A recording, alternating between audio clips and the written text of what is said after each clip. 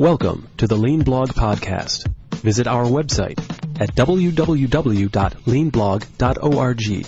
Now, here's your host, Mark Graban. Hi, this is Mark Graban. Welcome to episode 121 of the podcast for June 27th, 2011. My guest today is Mrinalini Gadkari. She's a senior lecturer at the Fisher College of Business at The Ohio State University. Today we're going to be talking about their new MBOE, or Masters of Business Operational Excellence for Healthcare program that's starting this fall.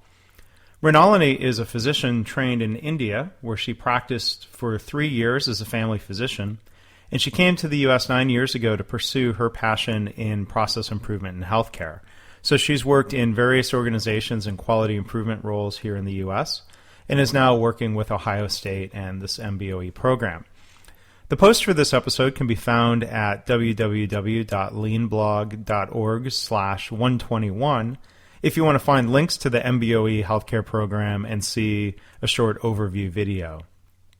This week, my podcast is being featured on the front page of the website slap-radio.com.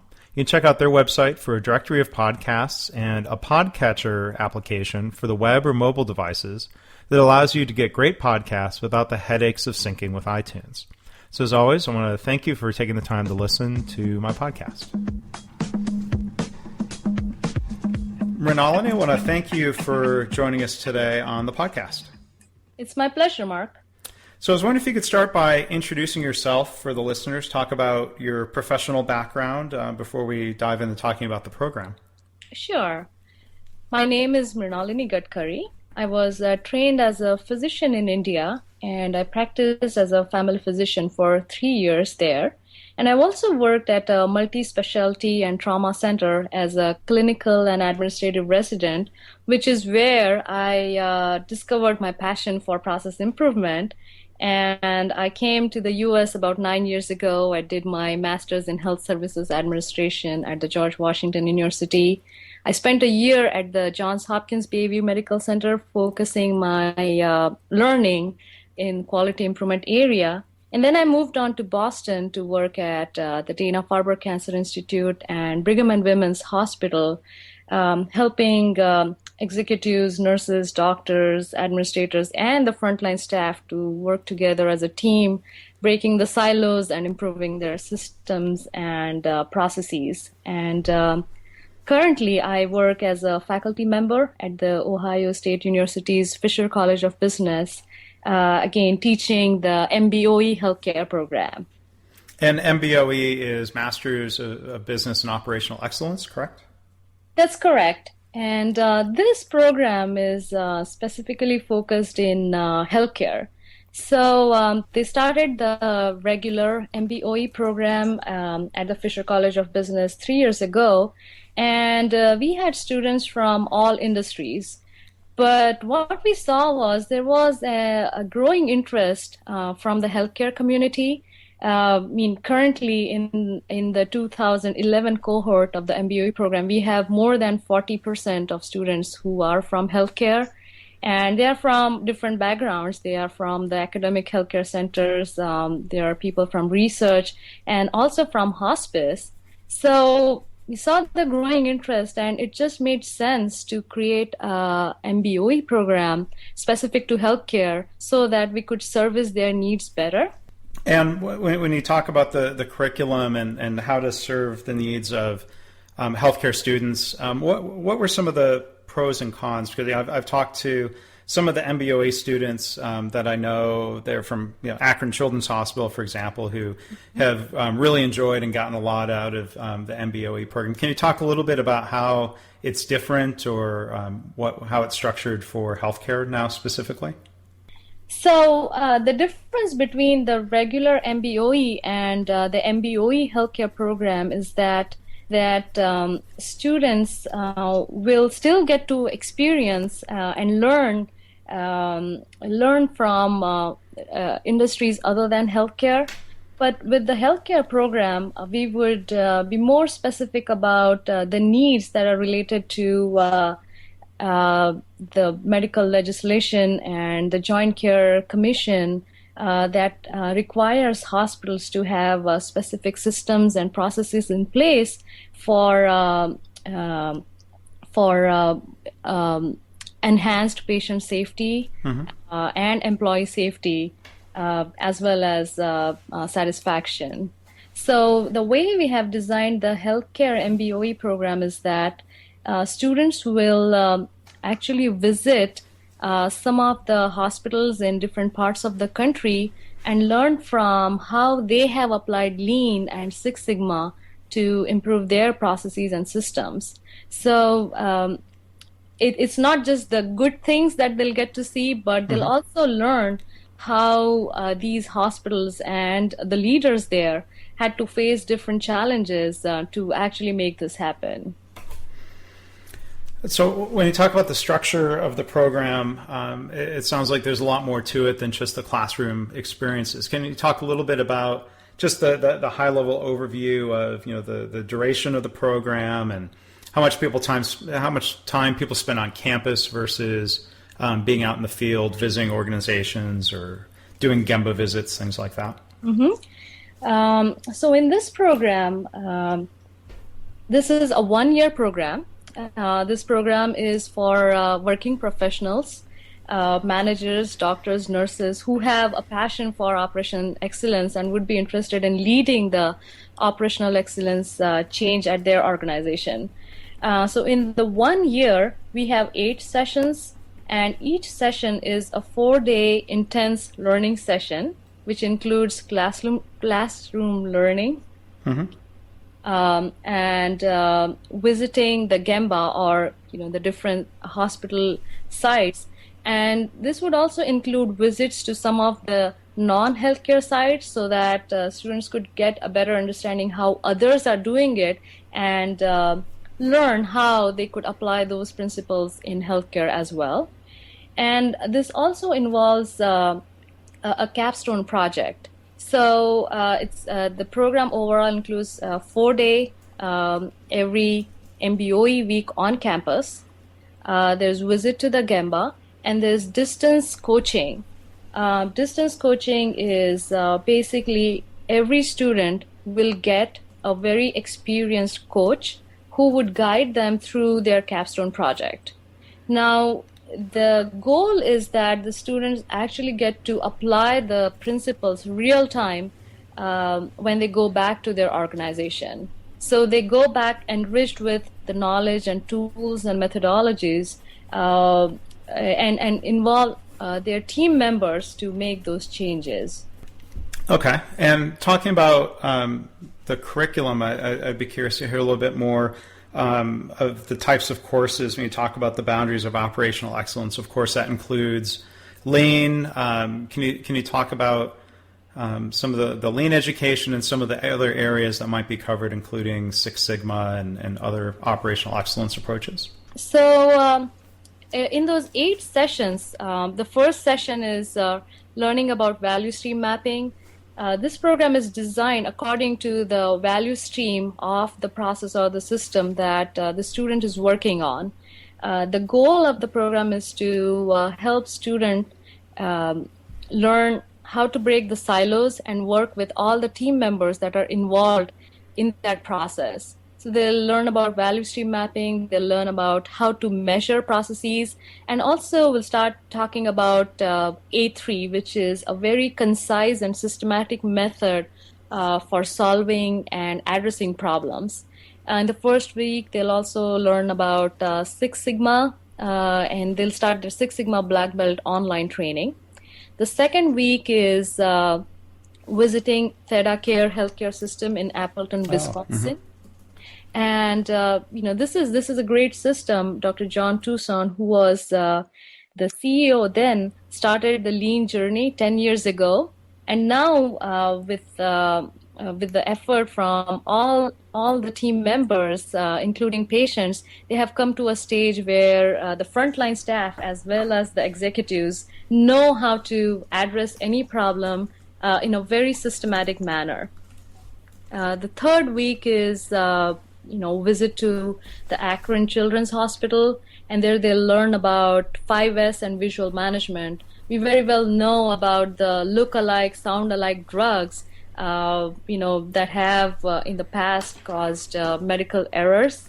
So Right. learning visual management and 5S to organize their medical and surgical supplies and pharmaceutical supplies just helps people to not make any errors.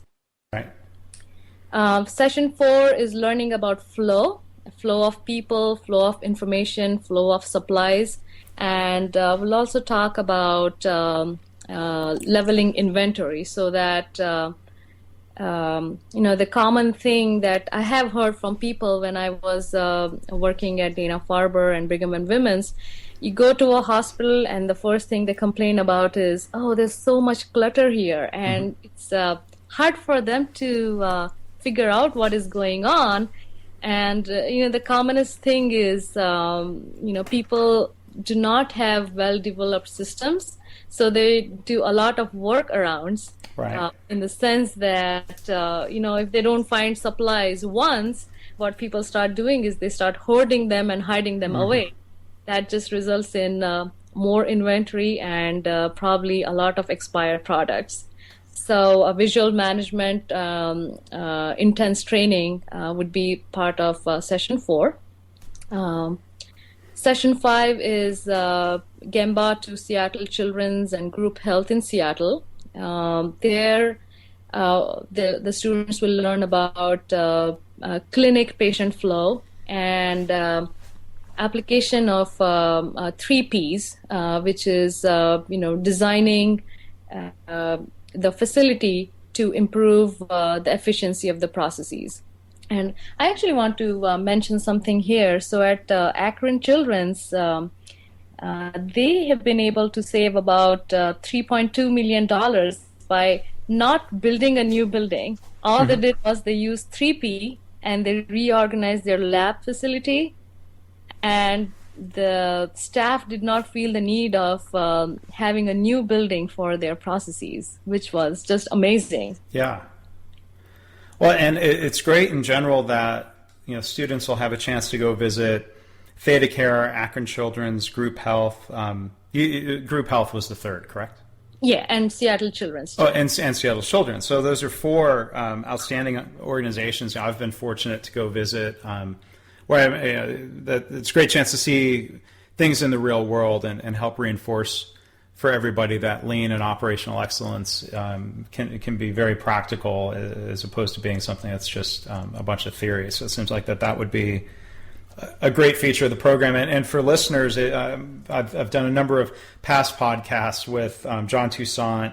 Episode 119 recently was with Dr. Dean Gruner, who's the current CEO of Theta Care. I've interviewed people from Seattle Children's and Group Health. So more ways for people to dig in and take a listen to the types of organizations and people they're going to be learning from there in the MBOE program. One other question for you is about the profile of students that should be applying or are applying for the program. I'm curious what levels of people organizationally and their career path, and what mix you're seeing between physicians, pharmacists, other clinicians, and people with strictly administrative backgrounds. Mm-hmm.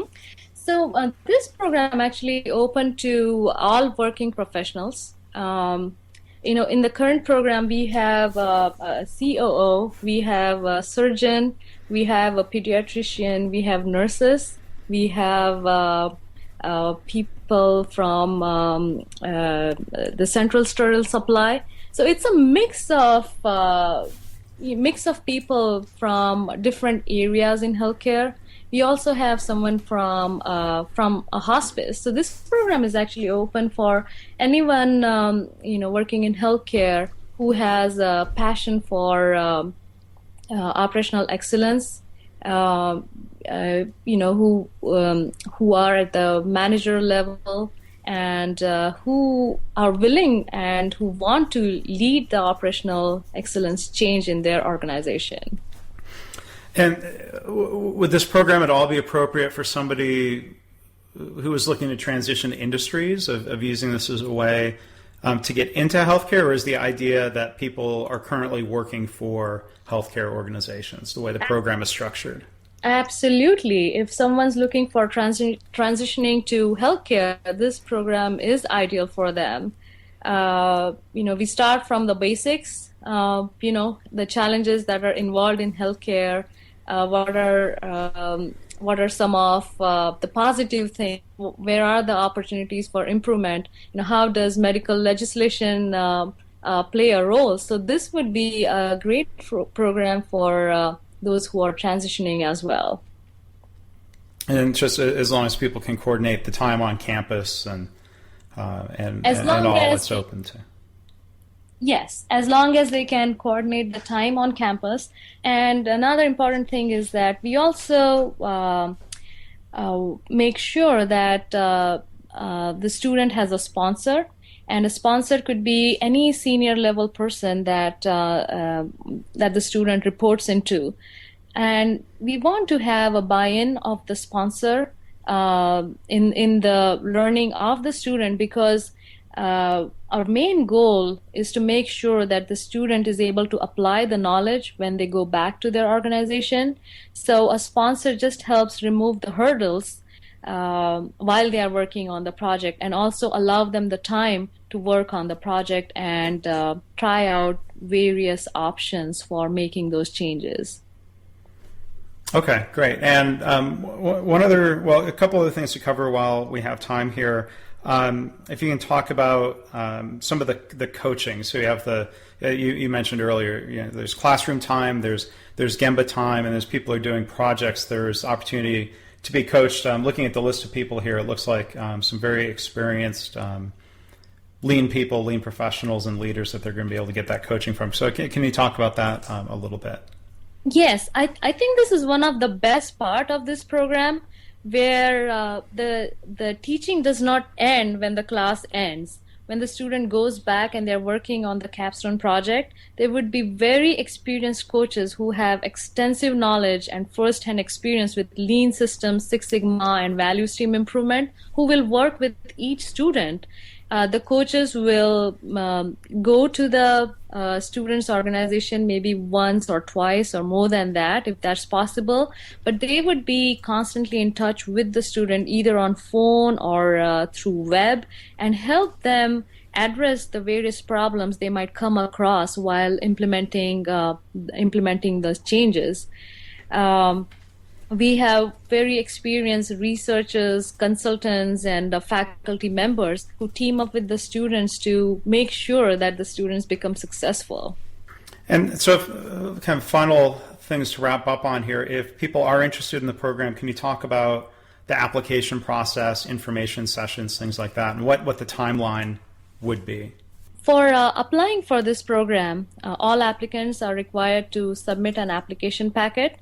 The details of the application packet can be found on our website at www.fisher.osu.edu.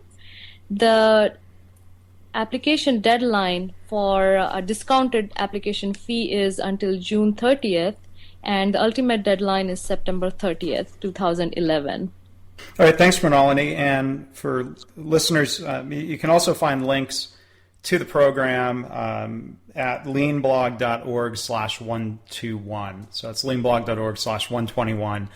That's a blog post for this episode. And I've also got embedded there an overview video about the healthcare MBOE program. So you can watch that and follow the links to the Ohio State Fisher College of Business website if you want to pursue that further. So it's really good to hear about the evolution that the program is taking. I think anything that is helping teach and reinforce the importance of operations excellence in healthcare, in addition to clinical excellence and technical excellence. I feel personally that operational excellence is a very important part of the puzzle for healthcare. So that's why I'm happy to give some exposure to what you're doing on the program here today on the podcast. So, Mrinalini, thanks for taking time to share with us today. Thanks, Mark. Thanks for listening. This has been the Lean Blog Podcast. For lean news and commentary updated daily, visit www.leanblog.org. If you have any questions or comments about this podcast, email Mark at leanpodcast@gmail.com.